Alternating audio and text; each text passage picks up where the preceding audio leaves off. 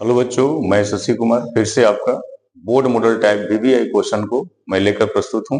तो आज हम लोग करने वाले हैं चैप्टर नंबर 5 का मेन क्वेश्चन, जो लॉन्ग क्वेश्चन है उसे हम लोग करेंगे। क्वेश्चन क्या है उसे देखेंगे।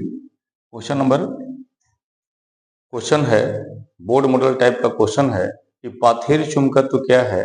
तो पृथ्वी में दो ऐसे मुख्य अवयव होते हैं जिसको कहा जाता है दिक्पात, नमन और नति।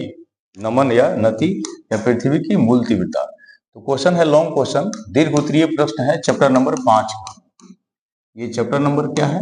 5 है। तो इसमें क्वेश्चन क्या रखा गया है कि पार्थिव चुंबकत्व के मूल तीव्रता या पृथ्वी की चुंबकीय क्षेत्र का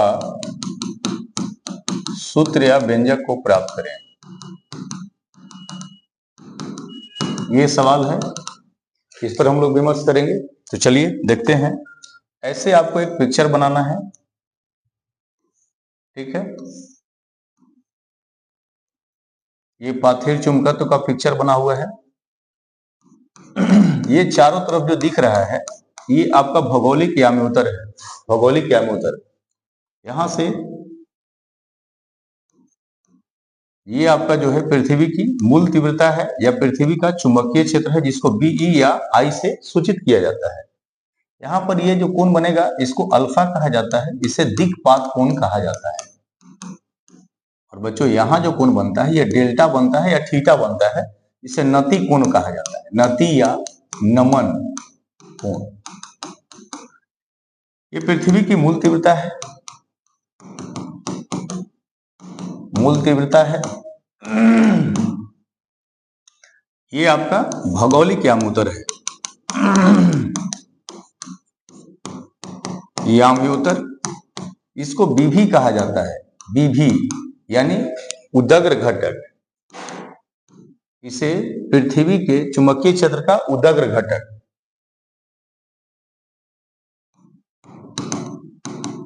चुंबकीय क्षेत्र का उदग्र घटक। और आपका जो ये वाला पद है, ये वाला, इसको BH कहा जाता है। और BH को कहा जाता है चुंबकीय क्षेत्र का क्षैतिज घटक। चुंबकीय क्षेत्र का क्षैतिज घटक ये है। इसको कहा जाता है ये चुंबकीय याम्योत्तर। चुंबकीय याम्योत्तर, ठीक है। तो इस तरह से ये आपका पिक्चर बन गया। अब इसका कैलकुलेशन कैसे होगा, तो हम लोग ये देखिए। सबसे पहले हम लोग यहाँ पर कोण लेते हैं। यहाँ नाम दे दीजिए O, यहाँ नाम A, यहाँ पर B, यहाँ पर C नाम दे सकते हैं आप। तो हम लेते हैं कोण AOB में। AOB में देखिए AOB में, और यहाँ डेल्टा लेते हैं और लिखेंगे साइन डेल्टा इक्वल टू। बच्चों साइन डेल्टा का सामने वाला ये भुजा लंब है और ये वाला कर्ण का काम करता है। तो लंब का काम कौन करेगा? BV। और कर्ण का काम कौन करेगा? BE। ये आई ले सकते हैं आप। तो BV का मान निकालेंगे तो B साइन डेल्टा हो जाएगा, इक्वेशन नंबर 1। इसी प्रकार से इसी कोण में AOB में अगर हम कॉस डेल्टा लें तो कॉस डेल्टा का फॉर्मूला होता है आधार बटा कर्ण।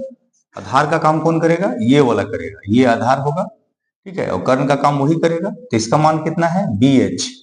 क्या लिख दिया? BH बाई क्या लिखा? BE।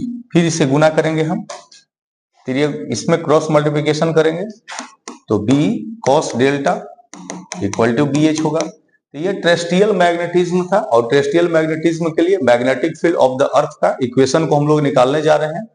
मैग्नेटिक टेरेस्ट्रियल मैग्नेटिज्म के द्वारा जो अर्थ का मैग्नेटिक फील्ड होता है, जिसको B बोला जाता है, और main intensity of the earth होता है, उसको हम लोग इक्वेशन को निकालने जा रहे हैं। इक्वेशन नंबर 2 हो गया। अब हम लिखेंगे क्या कि समीकरण 1 में समीकरण 2 से भाग देने पर, तो आपका समीकरण नंबर 1 का क्या था, साइन डेल्टा बाई क्या हो जाएगा, कॉस डेल्टा। यहाँ पर बी था और यहाँ भी बी है बच्चों, वहां क्या हो जाएगा तो वहां था, सॉरी गलत बना दिया, ठीक है, जरा से एक बार देख लेंगे आप। यहाँ लिखा हुआ है बी भी बाई, यहाँ पर आ जाएगा आपका बी एच। जैसे अगर मान लिया जाए इसमें हम ऐसे इस इक्वेशन के फॉर्म में लिखेंगे तो क्या आ जाएगा, B H equal to B cos delta. अब देखिए ये आ गया, वहां पर आया बी साइन डेल्टा बाई क्या आ जाएगा, बी कॉस डेल्टा, इसे कैंसिल हो जाएगा। अब यहाँ देखिए tan आ जाएगा तो आएगा बी भी by B H equal to tan delta. अगर डेल्टा हम लेते हैं तो यहाँ लिखाएगा tan इनवर्स बी भी बाई बी एच। तो अगर कोई नति या नमन कोण का वैल्यू पूछेगा तो इस इक्वेशन से हम लोग निकालेंगे, ठीक है, tan इनवर्स बी भी बाई बी एच, ये आपका एक इक्वेशन निकला। अब इसके बाद हम लोग बात करते हैं, अब हम लोग ये बात करते हैं कि भाई इसके बाद आगे इक्वेशन कैसे बनेगा, तो जरा उसे भी देख लेंगे, इसे थोड़ा सा उतार लेंगे आप। चलिए अब देखेंगे आगे क्या होगा। तो आगे बनाने के लिए हम लोग को करना क्या है, ये सारे इक्वेशन को हम लोग इक्वेशन 1 और 2 को केवल रखेंगे और उसके बाद हम लोग आगे सॉल्व करेंगे, ठीक है। चलिए ये देखना है, इक्वेशन 1 और 2 को केवल रखा गया है, बाकी सभी को हम मिटा दे रहे हैं, ठीक ना, ये देखना है। चलिए लिखा जाएगा कि समीकरण 1 और समीकरण 2 को वर्ग करके जोड़ने पर, जब ये दोनों को वर्ग करके जोड़ेंगे क्या तो क्या होगा, तो बी भी का स्क्वायर प्लस बी एच का square equal to B sine delta का square plus B cos delta का स्क्वायर। अब देखिए B V square plus B H square रहेगा और यहाँ दोनों में बी स्क्वायर को कॉमन कर लेंगे हम लोग, ठीक है। और आपका ये जो आने वाला है ये साइन, ये आ रहा है sine square delta plus cos square delta, इसकी वैल्यू क्या होगी 1। तो अगर अब यहाँ लिखेंगे क्या, तो बी भी का स्क्वायर प्लस बी एच का स्क्वायर, ठीक है। और यहाँ पर यह बी है तो बी रहेगा, बी का स्क्वायर तो रहेगा ही, बी का स्क्वायर रहेगा ही, अब इंटू 1 हो जाएगा। अब यहाँ से स्क्वायर अगर आप हटाते हैं तो क्या आ जाएगा, बी भी का स्क्वायर प्लस बी एच का स्क्वायर इक्वल टू बी, ऐसे बच जाएगा। बच्चों बी को यहाँ देखिए आई भी लिखा गया, तो देयरफॉर आई बराबर ऐसे भी लिख सकते हैं, ये बी भी का जो स्क्वायर है उसको आप केवल भी का स्क्वायर कर सकते हैं और बी एच का स्क्वायर है उसको एच का स्क्वायर भी लिख सकते हैं। ये main intensity of the earth हो गया, यानी पृथ्वी की मूल तीव्रता हो गया, या पृथ्वी की चुंबकीय क्षेत्र को हम लोग बी से डिनोट करते हैं। तो इस तरह से इक्वेशन बनता है। ये 5 नंबर का लॉन्ग क्वेश्चन था। तो मुझे आशा है कि आपको समझ में आया होगा, तो आप कमेंट और शेयर कीजिए, ज्यादा से ज्यादा बच्चों को बताइए और सब्सक्राइब करते रहिए। मैं प्रत्येक दिन आपको मेन क्वेश्चन को डालते रहूंगा, सभी बच्चे अच्छा से देखेंगे वीडियो को और याद करते रहेंगे। बहुत ही सरल और सुगम आंसर है, ठीक है। तो अगले फिर वीडियो में मिलते हैं। धन्यवाद। जय हिंद, जय भारत।